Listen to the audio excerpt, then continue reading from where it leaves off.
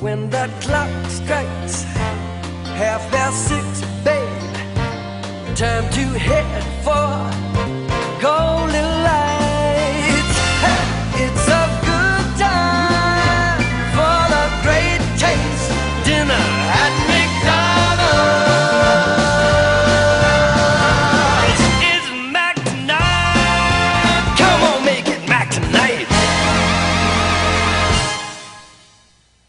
What is up, BattleBots fans? Welcome to another edition of the Hardcore Podcast. I'm your host, Otaku Nate. Unfortunately, Brandon, aka Hardcore Kid, could not make it this week. He's got commitments elsewhere, but fear not, we've got guests this week, making his triumphant return after a bit of an absence, our local giant monster expert, Alexthehunted. This isn't Robot Wars, what the hell am I doing here? Well, we just decided to have you on since it's been a while. And hey, it's always good to have you on, Alex. Yes. Still trying to get Mantis down from the ceiling after Robots Live. Not sure if you saw that. I saw that, yes. And our second guest of honor, making his second appearance, and one we're hoping to have as a regular for the show, from Bristol in the United Kingdom, Mr. Jack Finney. Hey, Nate. Great to be back. Oh, good to have you on, too. And last but not least, we've got a very special guest this week, a guest that I've been meaning to have on since I first saw the robot revealed on the website. When I first saw this thing, I thought, oh my god, this is the single most amazing BattleBot ever built. And he's with us now from Team Poor Life Choices with Battle Royale with Cheese. Ladies and gentlemen, Miles Pekala. Hey, how you doing? Good to have you on, Miles. Awesome. So, I just have one question for you, Miles. Mm-hmm. Why? Why did you build something this amazing? Okay, do you want the real? Do you want the real answer, or do you want the diplomatic answer to this? Yeah. Give me a mix of both. Okay, so the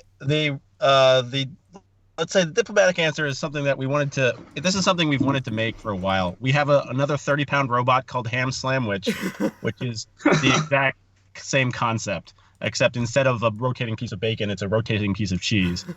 So we've built these robots in the past, but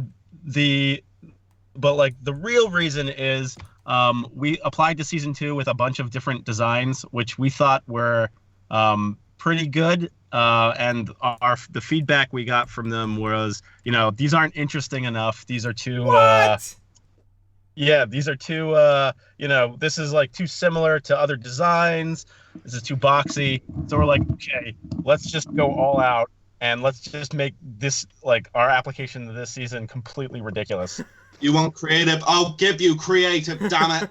Yeah, exactly. Well, I know what I know why you built Battle Royale with Cheese. It's so if there's a Robot Wars versus BattleBots crossover, Bucky gets something to fight. Well, you guys. Now that's an image, having Bucky the robot bite down on Battle Royale with Cheese. There's so many robots who are like, oh, my name has like bite or chomp or like eat in the name. We need to fight at some point. Or my robot's a giant mouth. There's like there was 2 of them at BattleBots. Headed warhead to go up against it, hopefully. Exactly. Yeah. Even if you guys didn't do all that well this time around, I admire your robot and your team because you're the embodiment of one of my favorite Roboteer quotes. Kim Davis from Panic Attack in Robot Wars Extreme 1 has a quote that I think every Roboteer should live by, and that's, we're here to entertain, and that's what we're hoping to do. And I think every Roboteer should live by that quote. That's something that quite a few teams in the recent years of robot combat in general just seem to have kind of forgotten. Mm-hmm. Yeah. One of the, most of our robot designs that we kind of proposed, some of them got shot down because we didn't think they were physically possible. And some of them got shot down because this is a family television show. There was a few that were just like, Did you make something that looked like the Master, only more phallic? We had a robot that we proposed called Safe Word. Oh no! I won't say what that was made out of, but like, that was like vetoed immediately. Oh man. God. Oh. Maybe BattleBots After Dark one day. Yeah.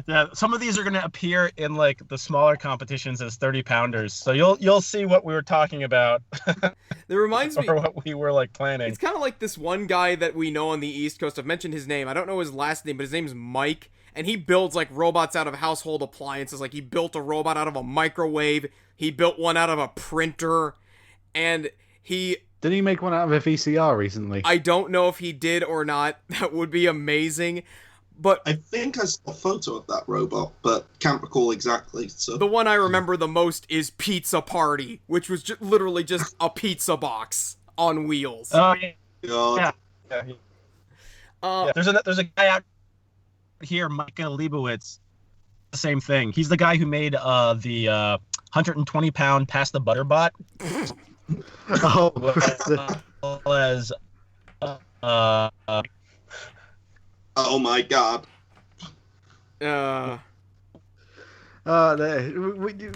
We need teams like that.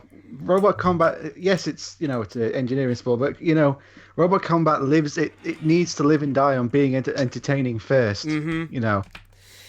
So when there are some teams who, not naming names, who will just go straight for the win in 10 seconds and not bother to put on a show, it just kind of spoils it. I agree. Yeah, pretty much. So, let's get into the show proper. We'll ask Micah questions as we go along. Miles, I should say. Miles, Yeah. I'm doing great at this hosting thing. Did any of you guys watch the Rumble between Basilisk, Deviled Egg, and Axe Backwards? Because I missed it. Being from the UK, I could totally watch it legally, so no, I didn't. Yeah, same story here, I'm afraid. Oh, am I the only one who saw this? Okay. Yeah. Just go through it as quick as possible. So basically, what happened was Basilisk seemed to have some like drive issues. It always seems to get like caught up on like the high points of the arena, and so it was kind of a contest between Deviled Egg and Axe Backwards. And so I think in the first 2 minutes, Axe Backwards was like really like beating the crap out of both of them. But then it had a weapon failure. Oh no! And Deviled Egg continued to beat on the other two, and Deviled Egg got the win. So I guess you could say that Axe Backwards got egg on its face. But that's a kind of a shame, because from all the clips I've saw, it might have been a case of the best robot didn't win. Yeah, it's gonna be a trend for the first two fights in this episode, to say the least. Well, I mean, I think with Axe Backwards is a very kind of out there design, and whenever you do one of those designs, you have to accept the ability. Like, you have to realize that kind of stuff, when it's brought for the first time, like none of the the drivetrain or weapon train has been proven out. It just, like, the first time you fight is the first time like pain leaves the robot in the form of like your ESC blowing up or like a gear slipping or something like that, and then you put in a little like fixture and that never happens again. But that's kind of like the process of improving your robot. Yeah, because there's only ever really been one other robot with Axe Backwards design, which was Barbarous from the UK series, and then again that was a glass cannon as well. Well, yeah, exactly. It was made of plastic. That was a strength and its weakness. Curious. Well, I mean, yeah. I mean, I think that the design is actually pretty spectacular. It's just a matter of like making it robust and like, figuring out, it's like, oh, we forgot to account for forces in this direction on the robot. Whoops. And then they put a little piece of metal in and then it's fixed. It's like the spinner problem with stuff like recoil, really, isn't it? Yeah. Anyway. Yeah, because I'm just looking at the design. I'm guessing because it's basically just a giant drum on two wheels. Most of the force from the impact is going to land on the motors or the drive wheels. Yeah, I imagine. So I think that's it for the Rumble. Let's move on to the card proper. And we start off with Rotator versus Warrior Dragon. This was a frustrating bout, to say the least. As I said it on the group chat when I was in on the Fight Court group chat, this felt very much like PP3D versus Eruption from Series 8 of Robot Wars, where it starts off really well, but then both robots die, but they're technically still mobile enough that they could at least move forward. They weren't just turning in circles. I think that's pretty much a running theme with this episode's battles in general, really, isn't it? Because I swear every single battle seemed to have some degree of mechanical Yeah, there were lots of gremlins in this one. I was going to say this entire season, basically any robot that was rebuilt or built new for this season had mechanical or electrical problems, no matter what. The build period was so short, and to get this robot, all robots up and running, that this is just that's just par for the course for this short a build for the season. Yeah, I can't imagine there being no mechanical issues with something short. Yeah. I mean, it was 6 weeks, wasn't it? For us, it depends on how much BattleBots likes you, because some people got the call 7 weeks out, and other people like us got the call 5 weeks out. Oof. So it's just it's a huge series, especially from our perspective. We did the design of our robot. We started it on the start of that 5 week period, and this was there was a lot of issues. So this is just what you would expect from a short build period. It's unfortunate, but that's how it goes.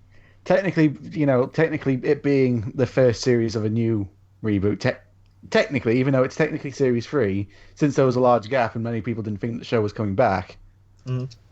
But yeah, I mean, it just seems to be that case of, even when going back, because I am Robot Wars, I know Robot Wars, when the reboot for Series 8 came back, I think the Robo Challenge guys only had 6 weeks to build all the house robots for the new series, and you can tell in the first series quite a lot of the house robots weren't fully there yet. Yeah. I mean, that's reasonable. So as for this fight, it was basically just Warrior Dragon and Rotator hitting each other for the first few months. There were some good hits in there. Warrior managed to cause Rotator's wheels to seize up, or at least limit their mobility, and then Warrior for some reason started smoking. Something burnt out on the inside. Yeah, I don't know what that was. Though I could imagine if you see a little bit of smoke, usually it's electronics. If you see a lot of smoke, it's batteries. I'm pretty sure so at least it seems like it was the weapon motor or something. Yeah. Yeah, because it burnt out in the fight with Chomp. With Chomp. So I'm guessing it might just be just a case of it happened. Whatever happened again. And it's just a shame because it's clear. I thought Warrior Dragon was clearly winning that fight until they both broke. Mm-hmm. Yeah, pretty much. And I mean, if I'm remembering right, going into the fight, Rotator was actually having a problem with one of its discs, wasn't it? Because spinning up to speed properly. And then I think Warrior Dragon took a chunk out of one of this because then it started spinning. It was clearly unbalanced. Yeah. It looked like it. And Rotator limped over to Warrior and gave it one more shot, and that was pretty much it. And what did we think of the judge's decision? Miles, you go first.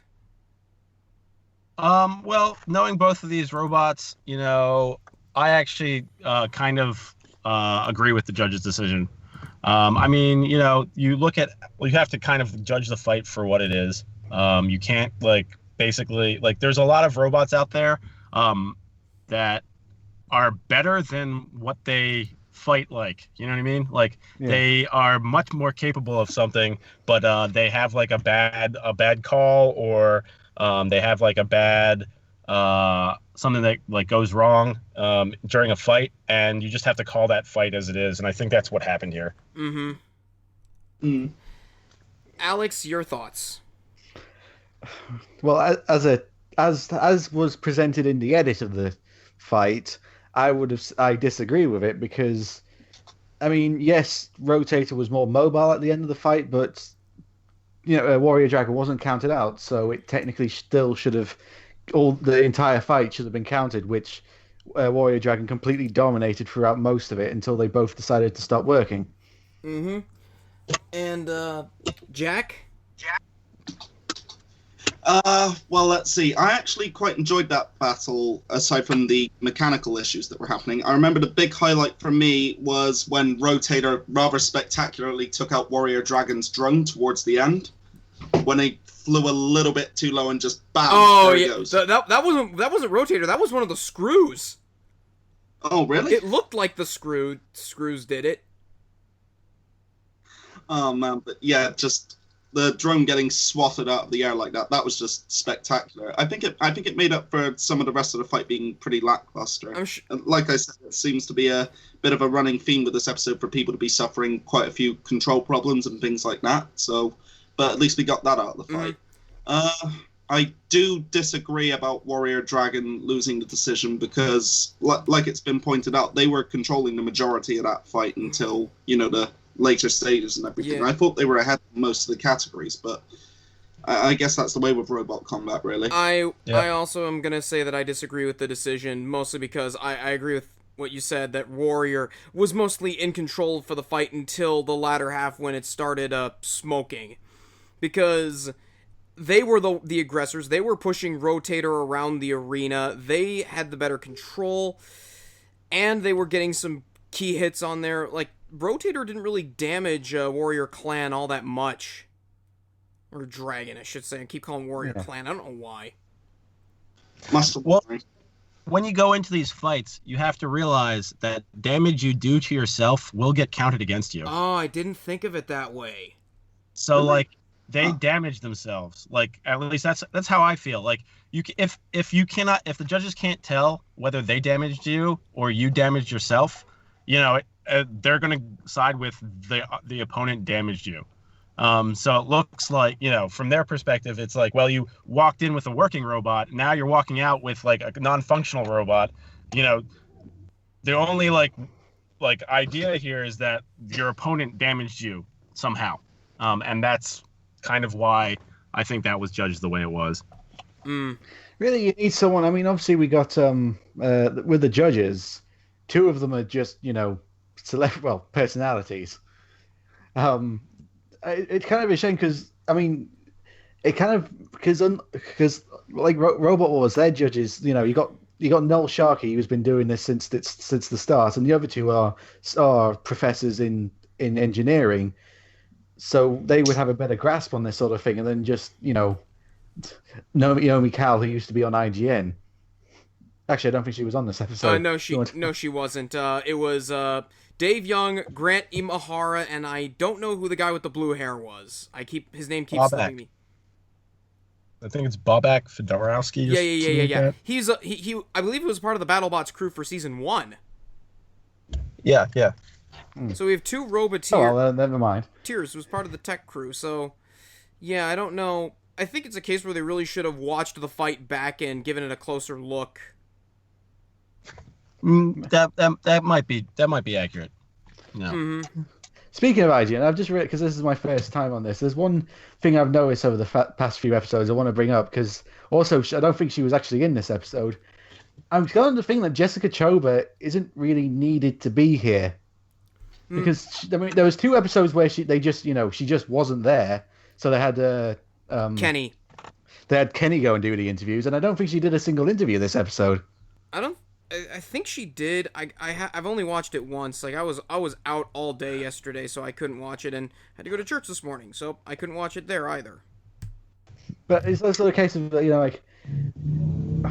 I obviously because I'm not nothing against her, but with these kind of robot combat shows, they cost a lot to make. I would think that if they want to save some money, they can probably just do it with the 2 of them. And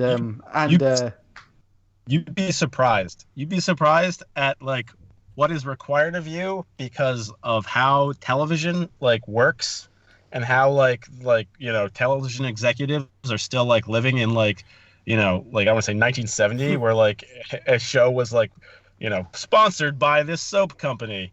You're right. I think you're right, and I think that is a artifact of BattleBots being on TV.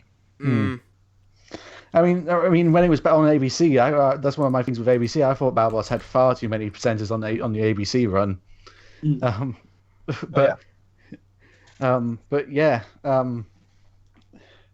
It's all. I think for me, the real factor with Jessica Chobot is, to be honest, the last couple of episodes, I didn't even notice that she was gone. So she doesn't really leave much of an impression, at least for me. So would you say that she? Yeah. Would you say that she's? I don't know what. I don't want to sound mean or nothing, but like she's no Angela Scanlon. Let's put it that way. Yeah.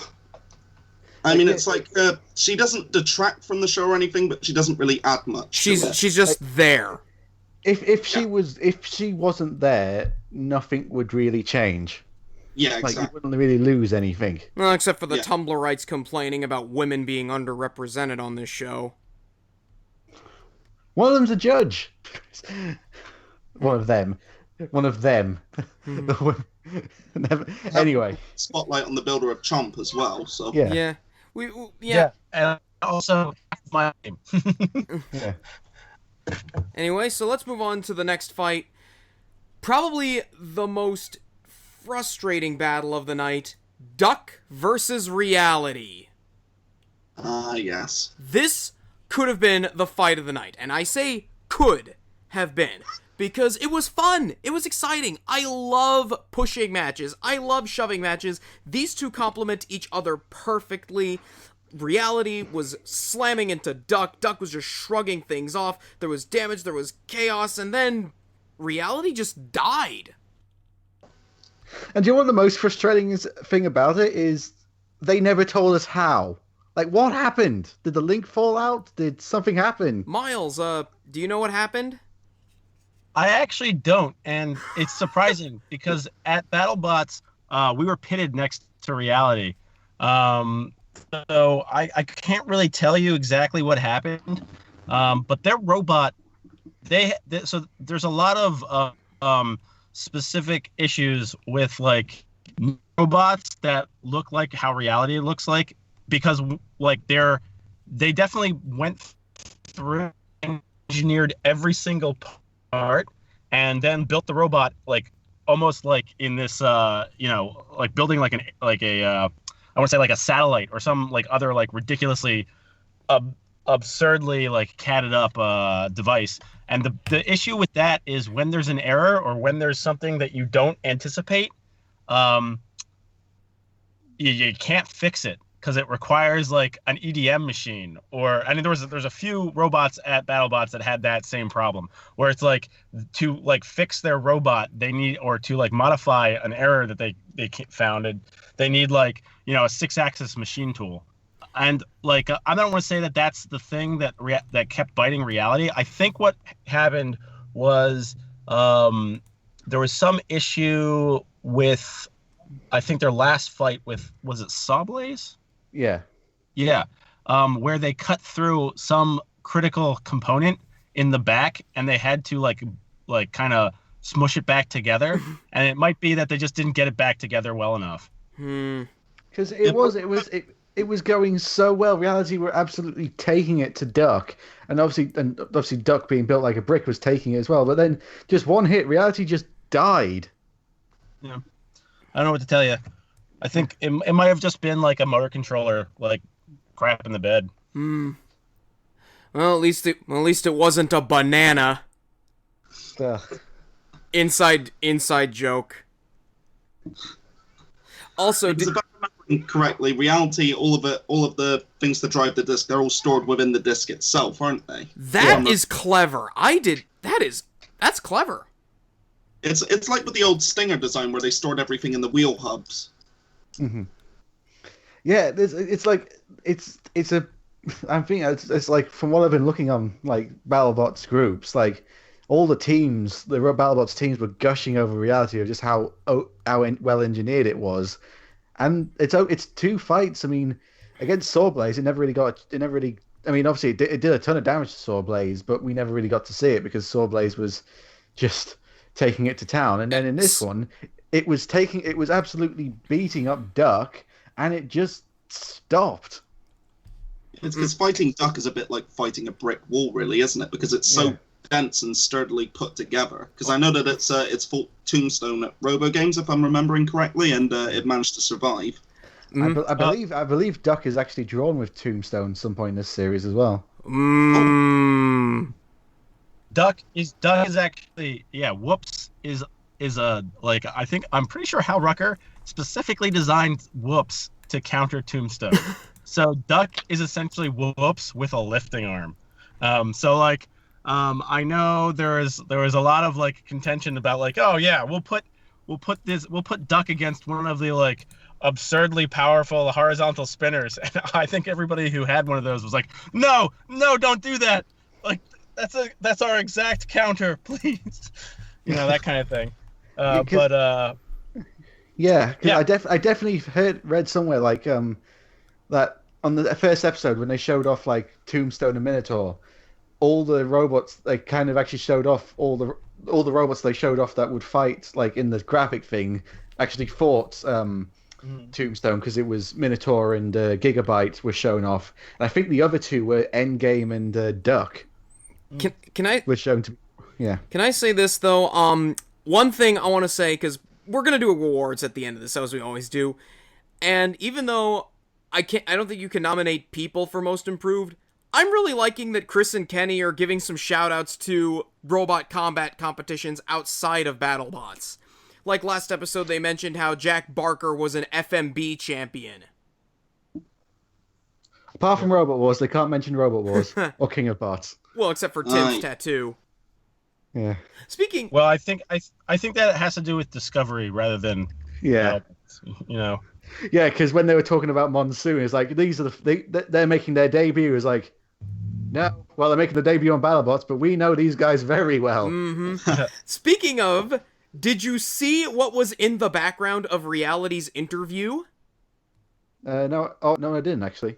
Well, they had a very familiar-looking foam finger on their wall. Did they? And it said 3, 2, 1, activate. Oh, brilliant. And nobody caught it. Oh, fantastic. That's how we get the next series of Robot Wars. The BBC are gonna sue them. The BBC are gonna sue them, and the money that they get from that is gonna fund the next series. Yeah. So that was it for Reality versus Duck. Let's move on to the next fight. Battle Royale with Cheese versus Hypershock. Yep. I don't think I need to say anything. Miles, you get the floor. All right. So basically what happened was, and I feel like we had tested Battle Royale with Cheese like 3 or 4 times out of BattleBox. There were 2 issues. The first is Quarter Pounder's transmitter just was like we couldn't stop it. It was creeping in different directions. I think the reason why the flamethrower never went off was because it didn't receive a signal to go off. And it basically went into safety mode. The second issue was as we've been talking about like time constraints as well as, a short build period, two of the things that we really wanted to do, we didn't have time to do. And that was design our own torque limiter, which was what killed us in the first fight. And the second one was we had to go with off-the-shelf ESCs. I really hate doing that because I can never trust them correctly. And unfortunately, in this fight, that's what happened. The ESC decided to shit the bed. Which ESC did you use? We used the Toro Beast, which is a knockoff of a Castle Creations ESC. Ooh, ouch. Yeah. So typically we make our own, but because 1, the build schedule was so short, and 2, it was Chinese New Year, we couldn't actually make our own. So that's basically what the problem was. The ESC kind of blew almost the second we turned it on. I believe one of the phases was dead, which is why we couldn't spin it up. And then eventually the entire ESC exploded at the end. Yikes. Yeah. Eesh. So it was super frustrating and incredibly disappointing for everybody on the team because we had this thing working like flawlessly in the test box, and then it just didn't work. And it's just like you left your mark on the test box, I saw. Yeah, we unfortunately spun it.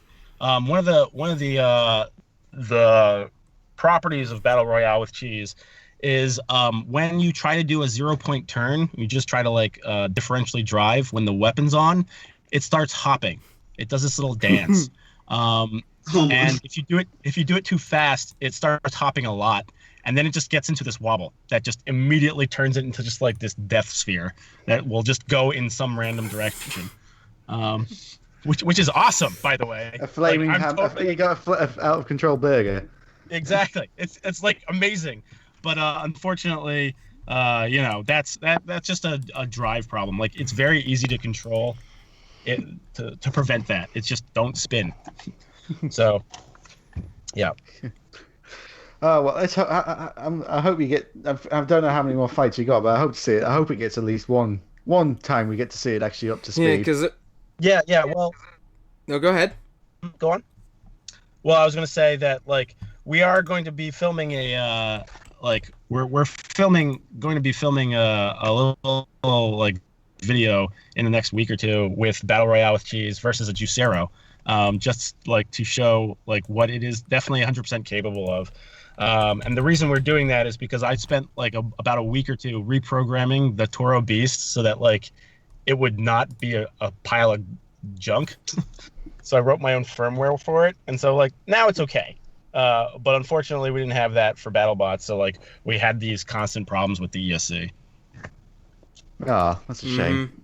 Yeah. Let's hope for Series 4/2/ whatever it is. Yeah. Yeah. Yeah. How? So yeah, for this fight, it was basically just Hypershock devouring Battle Royale with cheese alive. I love the. Which to me, that's. I mean, I've got to be honest. It did seem a bit unfair because like usually when they pit two robots together, they pit them on like you've had Tombstone and Minotaur. Like there've been robots on the same sort of level of strength. Yeah. This one's very kind of not to be mean, but like cannon fodder match. Well, so that is true and not true. If our weapon had spun, there's a good chance we would have one-shotted Hypershock. And is that how fragile this version of Hypershock is? Hmm? Is that how fragile this version of Hypershock is? So they have the same problem that everybody else has, which is they built it in 6 weeks. So like, and it's a new build. I mean, it's not like a lot of the robots that you see doing well are like either scaled up versions of like builds that have been proven, or like they're just like the ones Dusted that they've off from Series 2 years. Yeah. So like they've gotten all those kinks out, and Hypershock has not gotten those kinks out. I don't know if you've noticed, or in their last fight versus it arced against the floor, didn't it? Yeah, it arced. They basically graph generator so it produces like this giant static electric charge, and you can actually, if you look at like they came over to us and they showed us some of their weapon hubs, these aluminum weapon hubs which have like aluminum slag up and down that just like sparks welding parts of their aluminum hub off, and so like those problems are that's what happens, and it's such a shame also because like Hypershock has such a good drive system on it. Yeah. Yeah. I mean, the robots. Go on. The robot, like I don't want to say the robot is delicate, but like, if we hit them like in the right place with our weapon, it would have just immediately like ended that fight. But unfortunately, we couldn't, and they pulled it out. Will Bales was being a dick to you, just hitting you like that at the end. Yeah, I guess that's true. But let me put it this way: after the fight, it took us 3 hours to fix the robot. Like all we did was replace the ESC. Nothing else was really damaged. Wow. And like the roof, the top of the bun of the robot, we just grabbed the hammer and spent like an hour like smacking it out, and it's done. Like it was the fixed. Shane Swan school of fixing your robot. Percussive maintenance at its finest. Yeah, your robot went in looking like a gourmet hamburger. It came out looking like something that comes out of McDonald's. Oh, yeah. Okay, now I'm curious. Did you base Battle Royale with cheese on that Happy Meal toy that came out eons ago? No, we did not. Actually, what happened was we came up with several designs, and so there was the first one we came up with was called. What was it? You shaped robot. You cut out again. Oh no! We basically was before this. Skype. And yeah, this was the most feasible, and we didn't even know that Mac Attack existed, or that like the Big Smack, which is somebody else's robot, existed either. And we just decided to build this because we thought we could do it in the time required. Well, if you want to do another food theme robot next time, just build Psycho Sprout again. I want someone to make another Psycho Sprout. I think Jen, the lead fabricator on this project, wanted to make a one called Pizza My Mind, and it just be a giant spinning pizza box, or some kind of like stabbing like pizza slice that comes out of a pizza box or something like that. That would be amazing. Someone make a saw blades type robot, but it's actually exactly. It looks like the wedge. The disc is the pizza cutter. That is get to work on it, Miles. Actually, no, don't. You're just gonna give Ryan Beaver more ideas that he's not going to write down. Have the dustpan be like the pizza box, and then have the overhead circular saw be the pizza cutter. Or like basically hide a giant pizza spinning saw blade in the middle of a pizza box, and just like open up and like have it be a wedge until like the thing comes out. Well, we've certainly gotten off track. This fight, this is squash, but it was fun. Just pour some out for Shorter Pounder first. I loved the plastic rake that Shorter Pounder had. Throwing some shade there, I see. That's one of those things now that now they've done it, they're never going to be able to escape it. It's like John Reed with that face he made. Yeah. Wait for a good hit. I bet like if he ever comes back to BattleBots with Beta, that's something that they're going to tease. Someone's going to tease him about, or he's going to have to say it. He probably will. But so let's move on to what is probably the best fight of the night: Blacksmith versus Witch Doctor. On the subject of waiting for a good hit, Blacksmith seems to be having hammer problems. Yeah, that was something I noticed with that, because its hammer wasn't firing very often, and I know that they usually wait until, wait for a good hit and all that. Well, but that's the thing, actually. It didn't fire. It was going at, like, less than half normal speed, wasn't it? Well, actually, that's the thing I noticed about this fight. When it was firing forward, it was really slow, but when it had to retract back, it seemed to be at normal speed. Like, they had the settings on backwards. I actually don't know how Blacksmith's weapon is actuated. The reason, like, I want to say that it's an electric because I know Al Kindle pretty well, and Blacksmith is essentially a larger version of Tyrant. He fight in the conflict a lot. But if it's pneumatic, it might have had the same problem that Lucky has, which is it's very fast in one direction, but really slow in the other. Well, that's the thing is, like, I think it's electric, because in all of those fights, it just seems to be able to go ridiculous, like, just go back and forth easy. Yeah. And so maybe it was just like, I don't know, maybe just a gearing problem, or I don't know, maybe it was slipping, I don't know. because it was. This is the thing is like it wasn't having it never failed to move. It just never, when it was firing properly, it just never fired at full speed. But when it was retracting back, it was Blacksmith fine. is the reason my parents do not like axe bots. Ah, Really? Why is Well, they that? just don't see them as being very effective, and of course, we're all people who at least follow Robot Comment, and I say, no. Axes can be effective when they work. Yeah.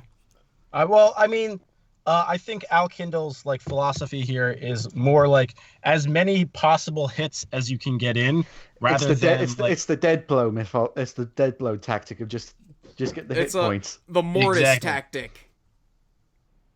Yeah. Whereas like Chomp, I guess, is like the one hit that like destroys your other robot. Or But, it's like, you have to like aim it correctly. yeah, but also like, speaking of reliability, it's clear. I'm guessing Witch Doctor's also having a few gremlins as Yeah. well. Yeah, Witch Doctor was a new build. So Yeah. like again, you can basically say if someone's having a reliability issue, there's a 90%, 95 to 90%, 90 to 95% chance that it's a new build, even if it's an old robot, quote unquote. And actually, I was thinking about it. This is the first win Witch Doctor has had since 2016. Yeah. And it needed it. Because that's always the thing. Is like Witch Doctor, like it was becoming, like speaking of Mortis, it was becoming the Mortis of like everyone says it's good, but it never does very well. I wouldn't. I feel that the Mortis label is more deserving of robots that are ridiculously over-engineered. Like last week, we said that Chomp was the Mortis of BattleBots. Yeah, that sounds like more of an apt comparison to me. But you know what I mean? Like it's a robot that everyone says it's really good, it's going to do really well, and every time you see it, something happens to it. So to not live up to expectations. Yeah. So they're often set absurdly high. Let's just say that robots is hard. Yes. Robots is really hard. Robots be hard. Roboteering is Exactly. hard work. Building robots is dangerous and should not be attempted without great care or parental supervision. Yes. But that being said, like it was still good. It was still a really good back and forth. Yeah, good. Oh yeah, especially the latter. As I've minute. said, I love shoving matches. Like yeah, I mean, and obviously we got to talk about that moment. What actually brought Witch Doctor down? Was it the screws that they reversed the screws? I'm guessing it was. I don't know. Like, I'm guessing like either they reversed the screws or they managed to push themselves off. But either way, that was an amazing escape. Oh yeah, it just brought back fond memories of season 1 of King of Bots with Tansha versus what was it, Deep Sea Giant Shark, I think it was called, where they nearly had him immobile, and then at the very last second they just dropped off and boom, they were straight back into the fight. Or Mute versus Rhubarb, where Rhubarb was balanced on the arena wall on its back and then just fired the flipper and in it went. Yeah, Yeah, it's like, was it? There was 2 seconds left on the count Yeah. for Witch Doctor, and it wiggled off. It wasn't like some big like flip back on. It just literally just, it kind of like it honestly looked more like it looked more luck than skill. Well, sometimes it's better to be That's lucky big than them. good, as the old saying goes. Oh, it's not better to be lucky in BattleBots at the moment. I see what you did there. So, do we have any more thoughts on this battle? Because I think we pretty much agree that Witch Doctor won this fight. Like, nobody's going to disagree with the judge's decision. Yeah. Oh Yeah. definitely. I think the one thing that really got people was the reversing screws. Oh, yeah. But I'm pretty sure they reverse in other matches. It's just they didn't matter. That didn't matter in other matches. Yeah, like Poison Arrow wasn't going to get out of Well, that because of when its Poison Arrow shape, got because of its stuck there. awkward, because of its shape, like it just. I thought you were going to say because it was No. Poison Arrow was good. It's just it slotted itself right between those screws. Like you're not getting out with that shape. Yeah. Yeah. Or Mega Tento, because it was just so bloody large. So I think that'll do it for that fight. So let's move on to tonight's main event, Lockjaw versus Bronco. I wanted... Well, at least it wasn't 30 seconds this time. I'm happy that for once we got the main event to go the distance, but this should have been so much better than it actually was. I honestly get the feel, because both of these robots were clearly having robot problems driving out. I honestly... Part of me thinks that maybe they should have just, if both robots were like saying, like teams were going, we've got problems, they should have stopped and restarted the match. Well, I mean, you've seen that there are competitors already that have unaired fights. That is what happens. Basically, no robot works, and they like stop the fight, and they try to restart it, and then one robot just doesn't work, and that's basically an unaired fight. That's basically how those things happen. Ah. So yeah, no, that's happened before. That's happened quite a few times before. But like, I guess here, I mean, it comes down to even like veterans like Bronco and Inertial Labs are having problems with like the build schedule. So like that should give you an idea of like how brutal it was. Yeah, because Lockjaw just nothing really. Well, it just locked up. Not no pun intended. It just locked up. Yeah, they were having drivetrain issues, and for a second I was worried like we're gonna get another Foxic versus Mr. Speed squared. Thank goodness that was not the case. Yeah, I was like, and also considering that this is the guy who's built he's I'm sorry, I'm forgetting his name. Donald Hudson. Donald Hudson, he builds some of the most reliable robots you can find. Yeah. And his robot, it turned once and it drove out fine, and then it just one half of it just seemed to have just locked up, and it was such a shame. And then Bronco, was it having receiver issue? Was it just not doing what it was telling it to do? Everybody was having receiver issues, and I mean this and I say everybody, I mean like a good 70% of the field. At some point had receiver issues, not just in testing, but like in the box. So like the current theory is there's something there that was giving us issues. Series 3 of Robot Wars all over again. Yeah. God, yeah. So was it literally just the case of Bronco? It wasn't doing as it was told. I think so. I mean, like the thing is that. You saw the Bite Force versus Endgame fight. What the reason why Bite Force didn't move was because the receiver stopped working. Like that entire period is Paul Ventimiglia. I think he's restarting his transmitter. Yeah, I could tell with how he was moving. Like he walked away from his spot in the battle box. Yeah, exactly. Trying to get a better signal or something. Yeah, I mean, that's that should I mean, and these are people who compete. These are not noobs here. These are seasoned veterans like Donald Hudson, Paul Ventimiglia, as well as Xander. And they're having problems. So it's just I guess that's part of this competition or part of this year's competition is who basically can pull out a reasonable reliability with basically no time. Yeah, because I mean, with how Bronco was behaving in this fight, it was damage. The receiver was causing it to get taken damage because Lockjaw ripped up the front of Bronco. The front the feeder wedge on the lifter went. Yeah. I mean, personally, I think that Donald Hudson should be commended because despite going in limping the entire way through the battle, he still managed to keep it somewhat competitive and still dish out a fair amount of damage throughout the fight. Very much so, yeah. Mm-hmm. And we got what I like to call the John Reed good hit of the night, where Bronco just tossed Lockjaw it looked 10 feet high in the air, not even. This was Big Nipper against Crack. This was like Apollo heights of flipping. Yeah. It almost hit the top of the battle box. That would have been something. Yeah. it is watching like Bronco. It makes me wish like they would have let a UK a Brit flipper come in. I would love to see that. Like Jack Finney and I were having like a mini discussion over Roboteers we'd love to see come to the United States, and Michael Oates is on the top of our list. Definitely.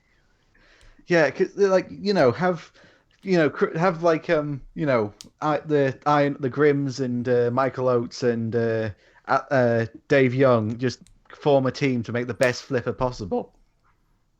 Oh man, what has science created?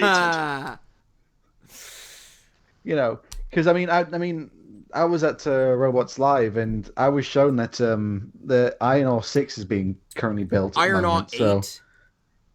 Sorry, Iron Ore 8. Yeah. Because he sold Iron Ore. He sold Iron Ore 7 to the Deitor boys.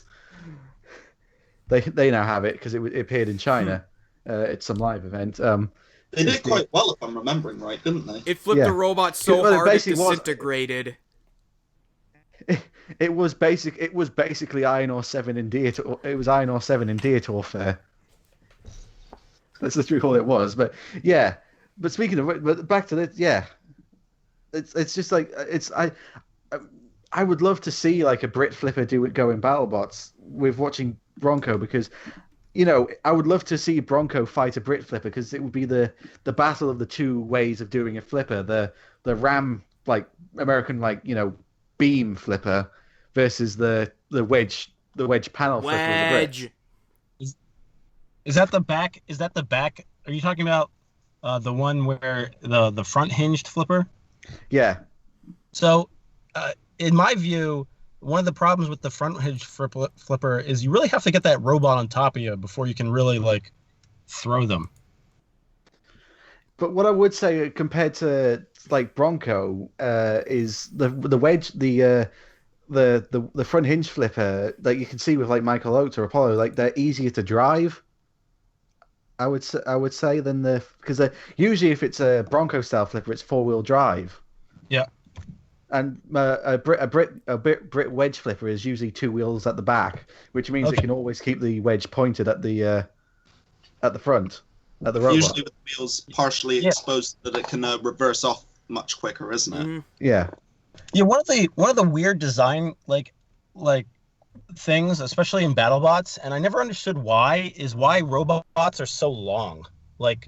Bronco is long. It's like a car in the sense it's very, very long but very narrow. It's the same thing with and since they're both basically lifters and yeah, they're all lifters. They're very long, and I never really understood why they're that long, because it seems it's very difficult to maneuver. Yeah, because that's what I've noticed. That's what I kind of noticed with all the flippers in this series of BattleBots, with Sub-Zero and Bronco and I forget the other one's name. Tantrum. Not Tantrum. Tantrum and the Ultimo other. Well, actually, no, Tantrum's the black one that was in the melee. Basilisk. Last week. Basilisk. Apart from Tantrum, because Tantrum's actually more the exception because its wheels are right at the front. Yeah. Tantrum is the exception because it's not a pneumatic lifter. It's just got a giant spring piece of spring steel on it. It's the new version of Deitor, because that's literally what Deitor was just chuck springs on the flipper. I love the hell out of Tantrum. Just gonna say that. Yeah. Oh, me too.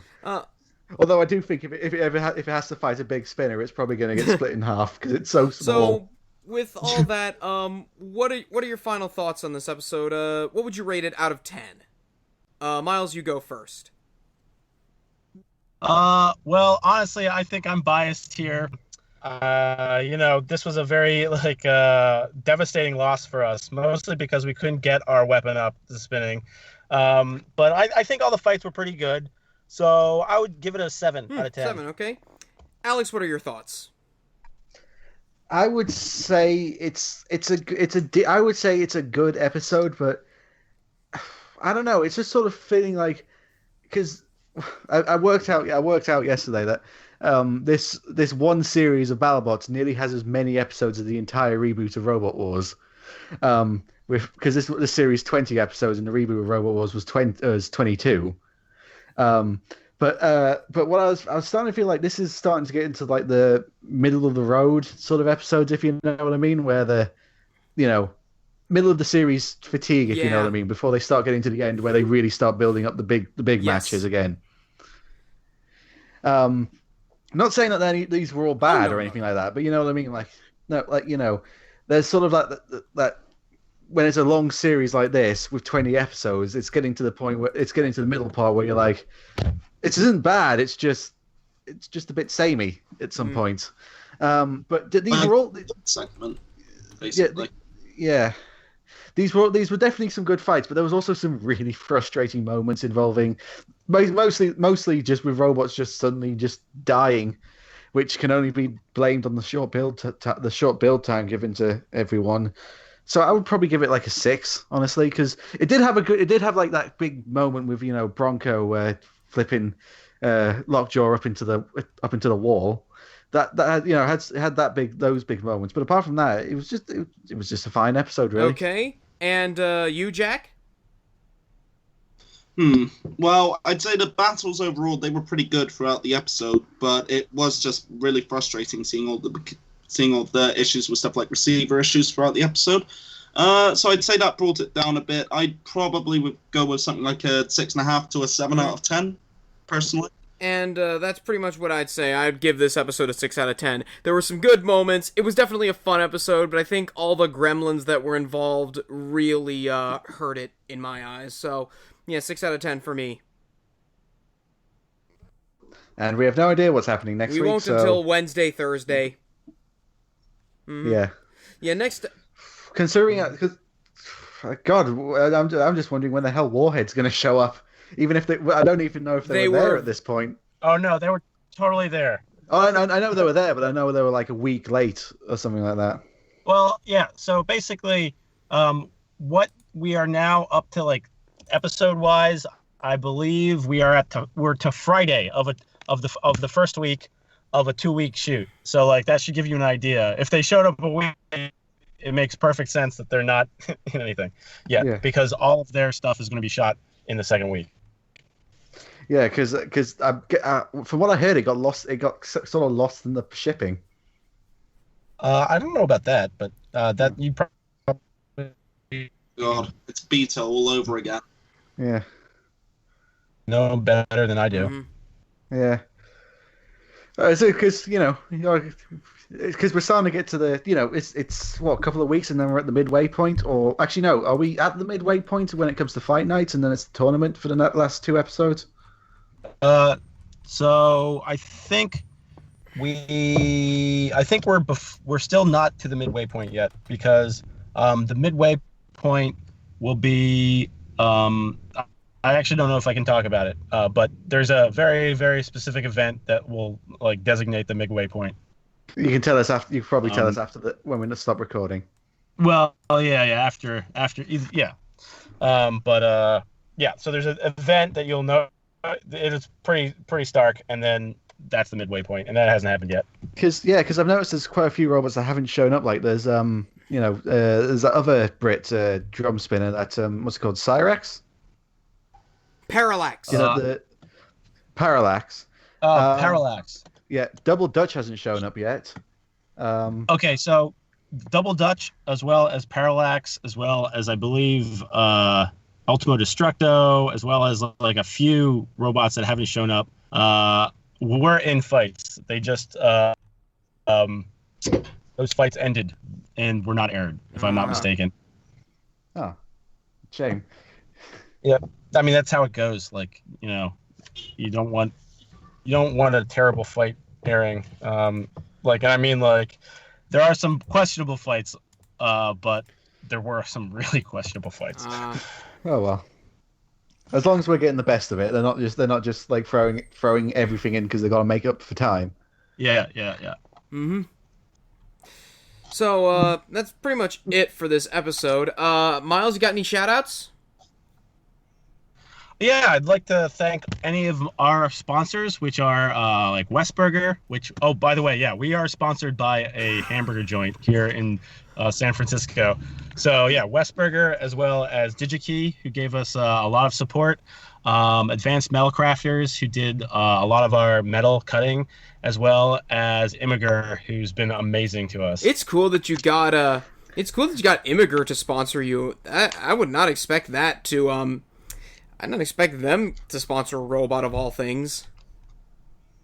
We didn't expect it either, and the reason we didn't expect it is because Battle Royale with Cheese is the first thing Immiger has ever sponsored. Wow, that is Maybe sick. they jumped on board the steamed ham. Oh God, I was Exactly. avoiding steamed hams references this entire show, and you had to go do it, Jack. Oh, it's awesome. So Lindsay, our the person who does the logistics for our team, got so angry at anybody making a steamed hams reference over the course of his build because we just kept doing it. It was hilarious. Oh, so good. So it's not battle royale with cheese. It's fighting steamed hams with dairy. Yeah, exactly. It's steamed ham. Exactly. Well, they say I think on that bombshell. I hope the burger place that did sponsor you named a burger after your robot. I hope there is a battle royale with cheeseburger. If you go to Westburger and ask for a battle royale with cheese, they will give you a smaller edible version of our robot. If I ever go to that place, I'm totally doing that. So, on that bombshell, I am Otaku Nate, and for my co-hosts, I am Alexthehunted. I'm Jack Finney. And Miles is dead again. Oh no, I'm here. I didn't realize I was supposed to say something there. I'm Miles Pekala from Team Poor Life Choices. And we're signing off and saying peace out, cease, and, well, Miles, you're an odd fellow, but I must say, you steam a good ham.